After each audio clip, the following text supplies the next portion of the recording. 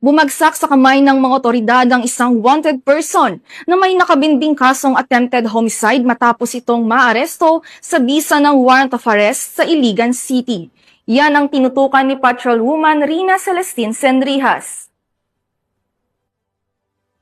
Gusto ng mga tauhan ng Iligan City Police Station 6 ang isang wanted person sa kasong attempted homicide sa isinagawang operasyon sa Barangay Bunbon ng Iligan City, ika-8 ng Setyembre taong kasalukuyan. Kinilala ni Police Colonel Jerry A. Tambis, City Director ng Iligan City Police Office, ang suspect na si alias Do, 28 anyos, binata, security guard at residente ng nasabing lugar. Nadakip ang suspect sa bisa ng warrant of arrest sa kasong attempted homicide, may rekomendadong piyansa na 36,000 pesos. Sa kasalukuyan, nasa kustudiya ng Iligan City Police Station 6 ang suspect para sa pansamantalang detention habang inaasikaso ang pagbabalik ng warrant sa korte. Patuloy ang Iligan City Police Office sa kanilang mas pinaigting na operasyon laban sa mga wanted person upang masiguro ang katahimikan at kaayusan sa nasasakupang komunidad.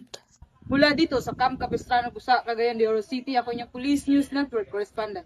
Patrolwoman Rina Celestine Senrijas, alagad ng batas, tagataguyod ng balitang pulis.